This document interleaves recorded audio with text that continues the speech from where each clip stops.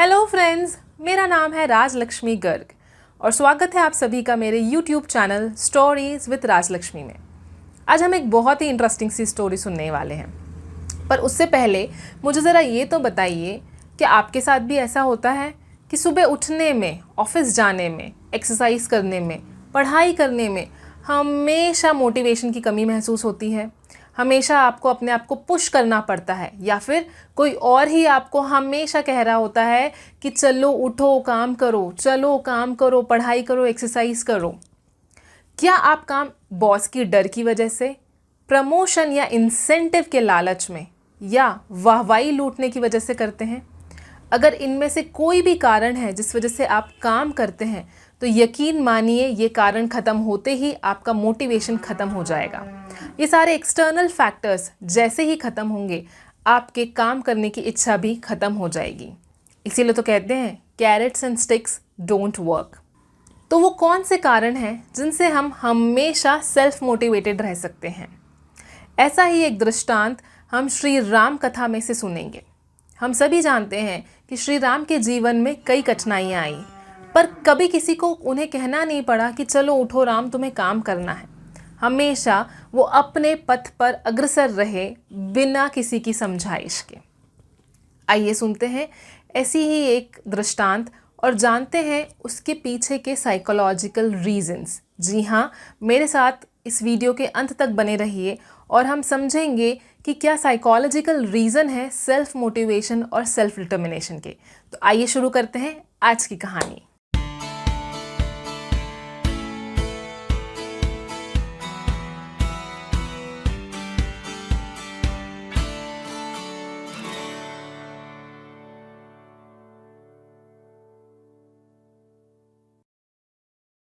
ये कहानी है सेल्फ मोटिवेशन की, श्री राम कथा का एक दृष्टांत। त्रेता युग की बात है। ऋषि विश्वामित्र अपने आश्रम में अन्य ऋषियों के साथ यज्ञ हवन आदि किया करते थे, किंतु कुछ उपद्रवी राक्षस मारीच और सुबाहु उनके हवन को सफल ही नहीं होने देते थे। वो उसमें विघ्न डाल दिया करते थे। इस बात से परेशान होकर ऋषि विश्वामित्र ने अयोध्या जाने का विचार किया।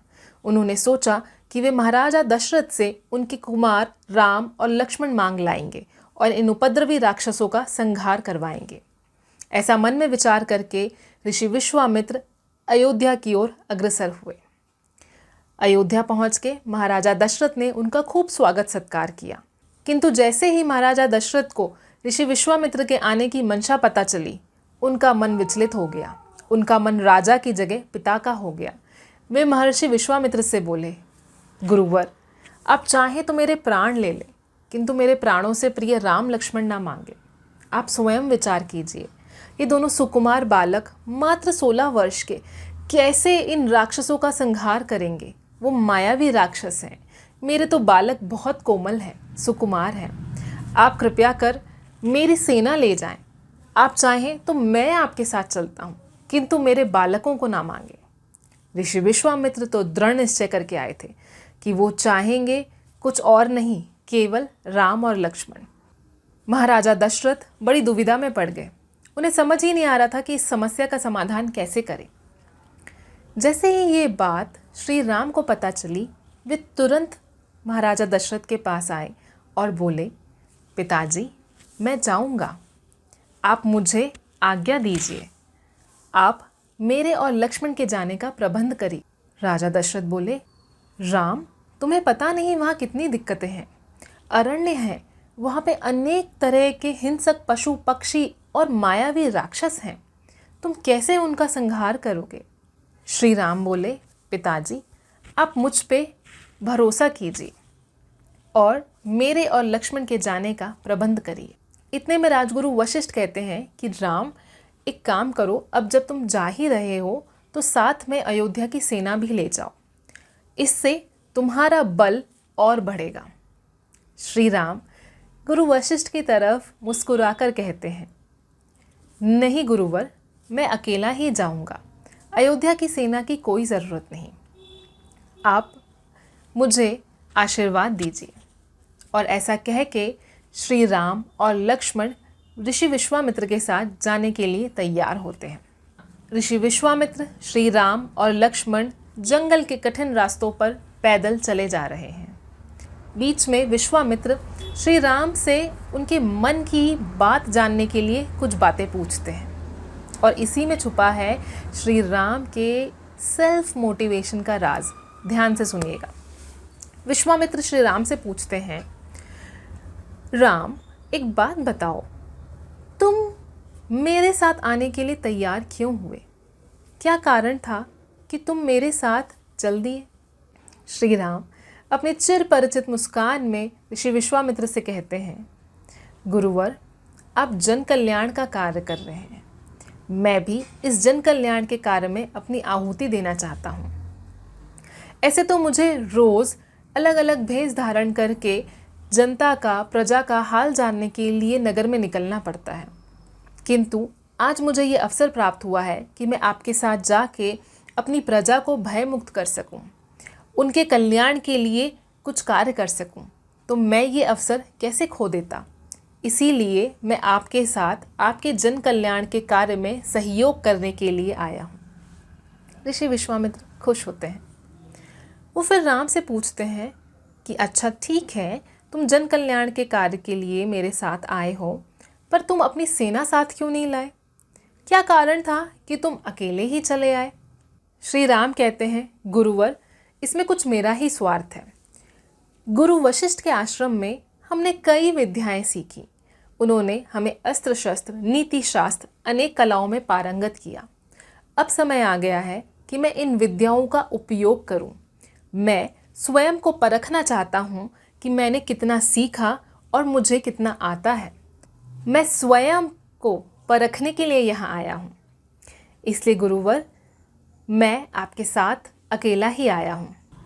इतिहास गवाह है और हमारे ग्रंथ साक्षी हैं किस प्रकार श्री राम ने ताड़का और सुबाहु जैसे महामायावी राक्षसों का वध किया और विश्वामित्र एवं आसपास की जनजातियों को भय मुक्त किया। इस कहानी में, इस दृष्टांत में सेल्फ मोटिवेशन का एक बहुत गूढ़ रहस्य छुपा हुआ है। एडवर्ड डीसी और रिचर्ड रेयान, दो बहुत फेमस साइकोलॉजिस्ट, अपनी सेल्फ डिटर्मिनेशन थ्योरी में लिखते हैं कि सेल्फ मोटिवेशन का राज है 3 एस्पेक्ट्स। अगर वो 3 एस्पेक्ट्स आपकी लाइफ में फुलफिल होते हैं तो किसी भी कार्य को करने में आप हमेशा मोटिवेटेड रहेंगे।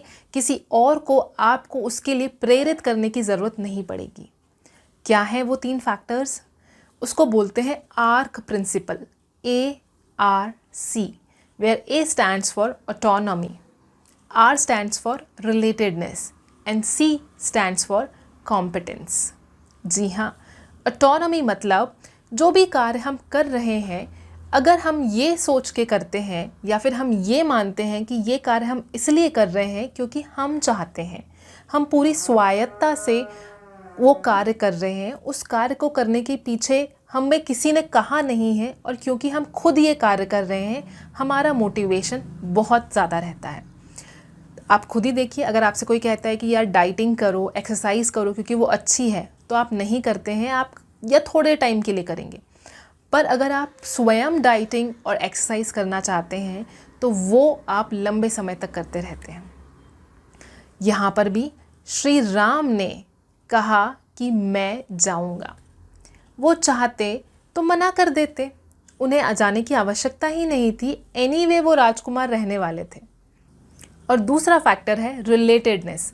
रिलेटेडनेस मतलब जब भी हम कोई कार्य करें तो उसमें अगर हमें ये भावना रहे कि हम कुछ बेहतरी के लिए कर रहे हैं, कुछ जन कल्याण के लिए कर रहे हैं, कुछ समाज के लिए कर रहे हैं, अपने से ऊपर उठ के किसी की मदद के लिए कर रहे हैं, हम उससे जुड़ाव महसूस करते हैं, हमें लगता है कि हम कुछ अच्छा कार्य कर रहे हैं।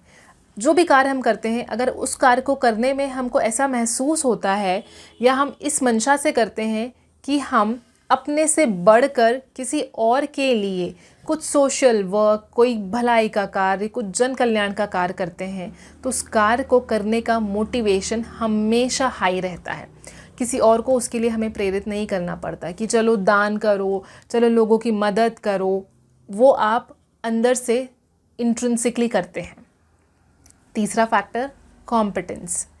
कॉम्पिटेंस मतलब होता है आप जो कार्य आप कर रहे हैं, क्या हर दिन आप उस कार्य में कुछ नया सीख रहे हैं?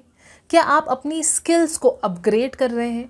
क्या आपको बेहतर होने का मौका हर दिन मिल रहा है? अगर हाँ, तो आप उस कार्य को करने के लिए हमेशा मोटिवेटेड रहते हैं। जैसे अगर आप कुछ पढ़ाई कर रहे हैं और आपको लगता है या आपको हर दिन उसमें कुछ नया सीखने मिलता है और आप अपने आप को ज़्यादा बेहतर महसूस करते हैं हर दिन, तो आप वो हमेशा करते रहेंगे। श्री राम ने भी इस दृष्टांत में ऑटोनॉमी, रिलेटेडनेस और कॉम्पिटेंस तीनों पाई। ऑटोनॉमी कैसे? उनसे किसी ने कहा नहीं कि तुम जाओ, पिताजी तो मना ही कर रहे थे। अगर श्री राम चाहते तो वो ना भी जाते। इस बात से उनके राजकुमार होने में या फिर भावी राजा बनने में कोई विघ्न नहीं आता। वो एनीवे राजकुमार रहते और राजा बनते। फिर भी वो पिताजी के पास आए और स्वयं कहा कि मैं जाऊंगा। जब आप कोई कार्य करते हैं और उसकी अथॉरिटी खुद लेते हैं तो आप मोटिवेटेड रहते हैं। दूसरा, रिलेटेडनेस। जब विश्वामित्र ने श्री राम से पूछा कि तुम क्यों आए हो, तो श्री राम कहते हैं कि मैं आप ही की तरह जन कल्याण में सहयोग करना चाहता हूँ। मैं अपनी प्रजा को भय मुक्त करना चाहता हूँ। यहाँ उनका जो मोटिव था वो अल्टीरियर मोटिव था। वो अपने से ऊपर उठ के दूसरों के लिए कार्य करना चाह रहे थे। तीसरा, कॉम्पिटेंस। जब विश्वामित्र ने उनसे पूछा कि तुम सेना ही साथ ले आते, अकेले क्यों चले आए, श्री राम ने क्या कहा? उन्होंने कहा कि गुरु वशिष्ठ के आश्रम में जो कुछ भी सीखा है, आज अवसर मिला है कि मैं उसको परखूं। आज अवसर मिला है कि मैं अपने आप को सिद्ध करूं। आज अवसर है कि मैं अपनी सीखी हुई बातों को उपयोग में लाऊं। इसीलिए मैं अकेला आया। तो श्री राम के इस दृष्टांत में ऑटोनॉमी, रिलेटेडनेस और कॉम्पिटेंस तीनों फैक्टर्स थे और इसीलिए श्री राम मोटिवेटेड थे विश्वामित्र के साथ वन में जाने के लिए। तो आप भी जब भी कोई कार्य करें तो देखें क्या आप ऑटोनॉमी फुलफिल कर रहे हैं। क्या वो कार्य आप इसलिए कर रहे हैं क्योंकि आप खुद चाहते हैं। आप कार्य इसलिए तो नहीं कर रहे क्योंकि इसके पीछे कोई रिवॉर्ड है या इसके पीछे कोई डर है या इसके पीछे कोई प्रशंसा आपको मिलने वाली है। आप जो भी कार्य करें उसमें ऑटोनॉमी, रिलेटेडनेस और कॉम्पिटेंस, अगर ये तीनों फैक्टर होंगे तो आप हमेशा सेल्फ मोटिवेटेड रहेंगे। ये एक प्रूवन फैक्ट है। साइकोलॉजिकल पेपर्स इस पे पब्लिश्ड हैं। एडवर्ड डीसी और रिचर्ड रेयन ने इस बारे में आप सबको बताया है। धन्यवाद।